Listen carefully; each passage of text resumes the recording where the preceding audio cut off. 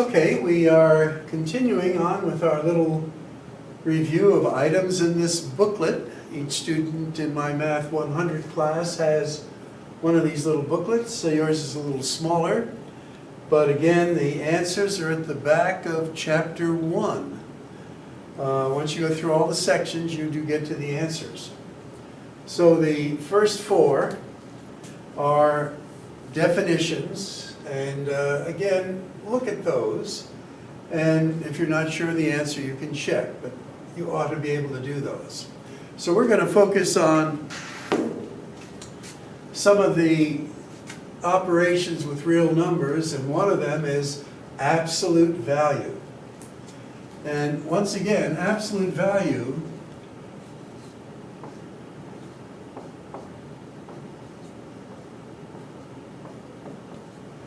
relates to where on the number line, how far is a number from 0? So how far is -2 from 0? And we just count. So it's 2 units. How far is 2 from 0? And we just count. It's 2 units. So we say the distance by counting that something is from 0, that is its absolute value. And we use the vertical lines to either side of a number to indicate they're asking you to find absolute value. So the absolute value of any number is its positive value.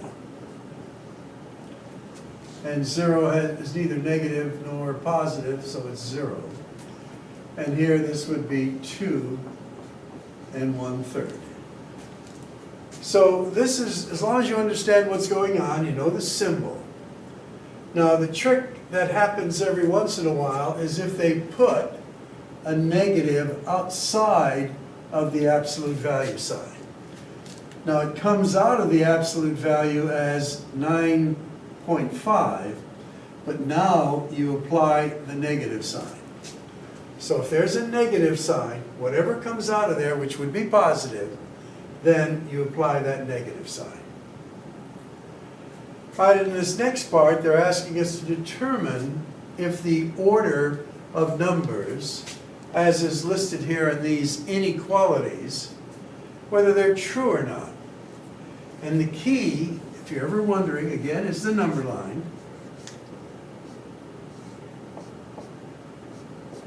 Anything to the left of something on the number line would be less. Anything to the right of something on the number line would be positive. So here we're saying -7 is less than or equal to -11. So where is -11? Well, -11 is over here, and -7 is over there in relation. So is -7 less? And the answer is no. -7 is actually greater. So to make that true, it's false as it is. To make it true, it would have to be this way. -3 is greater than -10. Again, -10 is over here somewhere, and -3 is to the right of it. So this is true.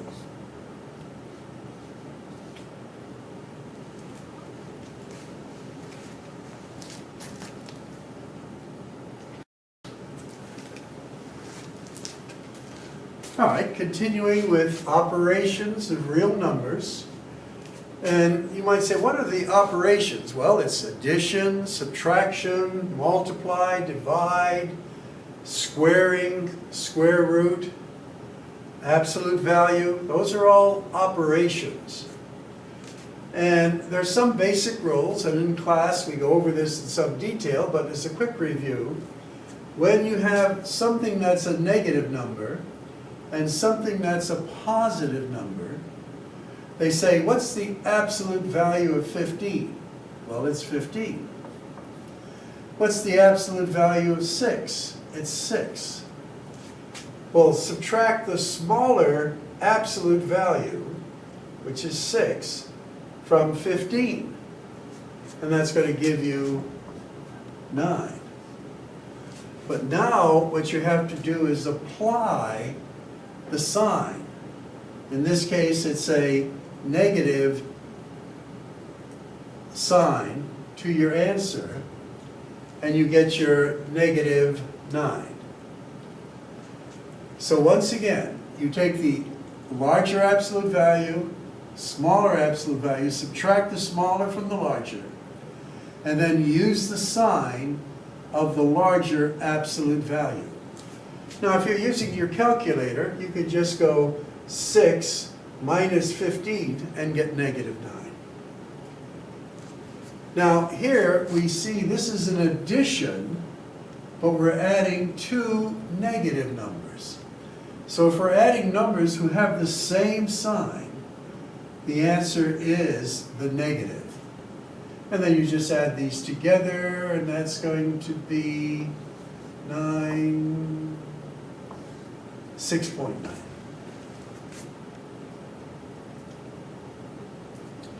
Now, in this case, they're asking you to, in this, add unlike signs of fractions, or in a sense, subtract this fraction. And in order to do things with fractions, we must first have a common denominator, which in this case, if you're not sure, you can just multiply your denominators and get 15. And what did I have to multiply the 3 by to get it to be 15? Well, a 5. And in order to keep the fraction equivalent, I have to multiply the numerator by 5. Remember, 5 over 5 is 1, and you can multiply anything by 1, but to make equivalent fractions, we have it, the 1 in the form of what we want to get. In this case, it's 15. So it has to be 5 over 5. So this becomes then a 10. Keep in mind there's a negative sign there. We have to multiply this by a 3. So that's going to be a 9. And then once we develop a pattern, and this may be something that you are weak on, so you have to work on this, this is going to become a 1 over 15. Now in number 14, we see here we have a positive sign of a number, and it's the same number with its opposite sign. So these we say are the additive inverse, or the opposites. When we add opposites, our results are always a 0.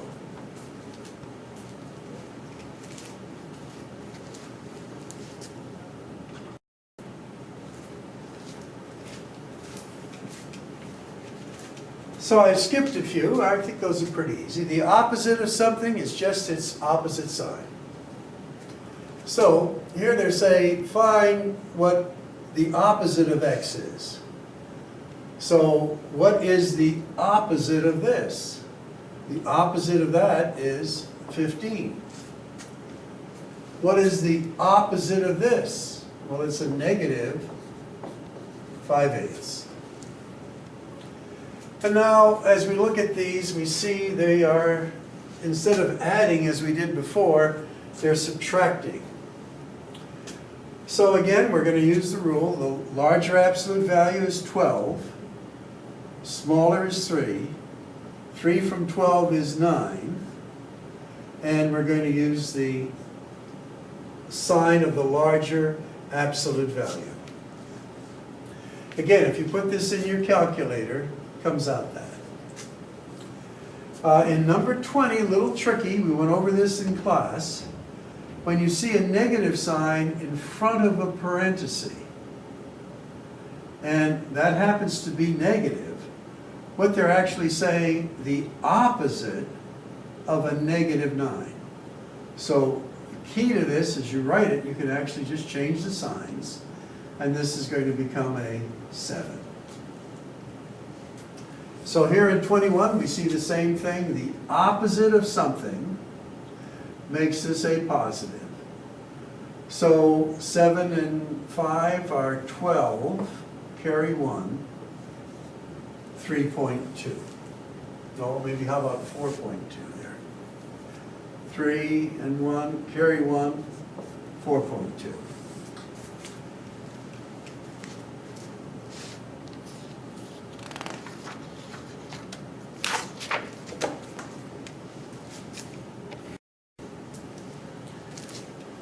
Okay, we're now moving into another operation. In this case, it's multiplication. And in class, we gave you this little rule that if the signs are like, the results of multiplication would be positive. Unlike, it will be negative. So if one is positive, one is negative, the product then is negative. If they're both negative or both positive, the results are positive. So one of the little techniques I tell students is, what will this end sign be? If you figure that out, then you don't have to worry about the sign. So here, this is going to be positive. This one is going to be negative. Negative times negative, this one will be positive. Now this is negative times negative, so the results of this will be positive. So we've determined what the sign is. Now it's just a matter of multiplying. 3 times 8, 24. Now multiplying anything by 10, the quick way to do it is just move the decimal place one place to the right. So negative 56. Again, multiplying anything by 1, it stays the same, but here we've determined the sign is going to become positive, so 1.8. And here, this is interesting because they happen to be something we're going to talk about here very shortly, reciprocal. They are reciprocals of each other, and when you multiply reciprocals or fractions, you want to cancel out wherever you can, and you just get ones all over the place. So this just becomes a positive 1. Now, what is a reciprocal? Well, again, by definition up here, if you multiply a number by its reciprocal, the results are always a positive 1. But how do you figure it out? Well, any number is over 1. So to find a reciprocal, you use the same sign and just flip it. 1 over 12. And notice now, negative times negative makes it a positive, and we don't write the positive usually, and then everything just cancels out, and you get up with 1. Again, it has to be the same sign, so negative, just flip it over, and everything cancels out, and you just get ones all over. And that's that.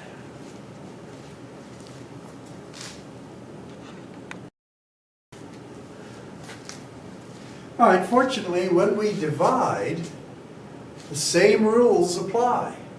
If they are like signs, the results are positive. If they are unlike signs, the results are negative.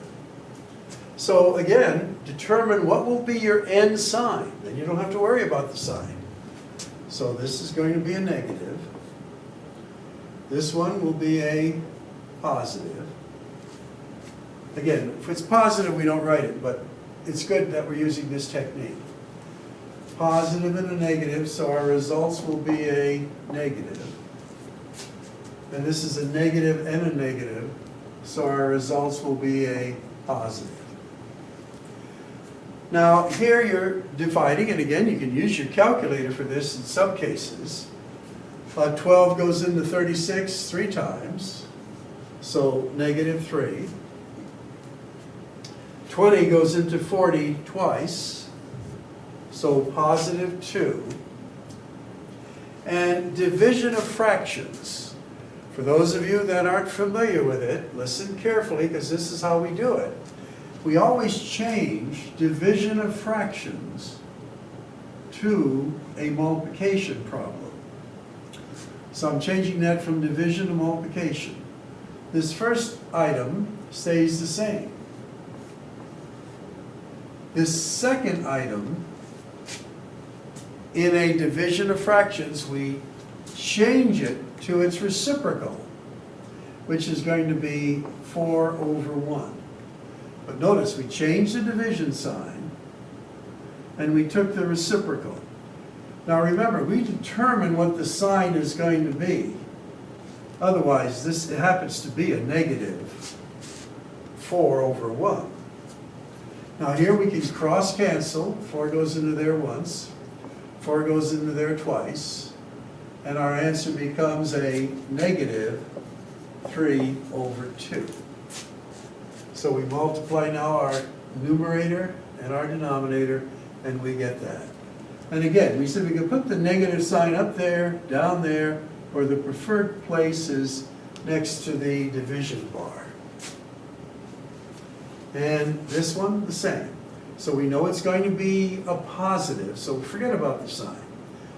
5/12 times, changing that to multiplication. Now keep in mind, a number is always over 1. This becomes 1 over 10. Now here we can do some cross canceling. 5 goes into there twice, 5 goes into there once. So we get that as an answer, a positive 1/24.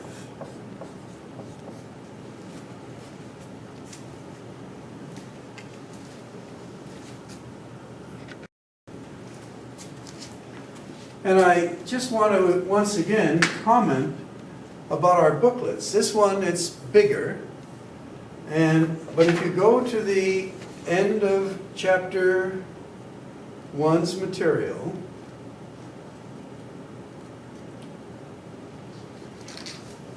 this is what the answers look like. They're just the answers where you can check to see if you are mastering the skills. You need to do practice and quiz me's. That's where you get points. But this helps practice to give you a visual thing. And keep in mind, there are extra pages here where you can actually show some of the work. And if there's anything you don't know how to do in this booklet or in Math Lab, as you're doing the practices and things, write the example out. Sometimes you can ask me, but on the 5th floor of the library is the Learning Center, where there are tutors. And hopefully we're going to have a specifically set up for math students in Dana Hall, room 130, a room filled with computers with tutors that on a Friday you can come in to get help. It's not going to start the first week of classes, but should be in operation after the second week. And I will give you more information on that. And have a great day, and good luck with all your math work.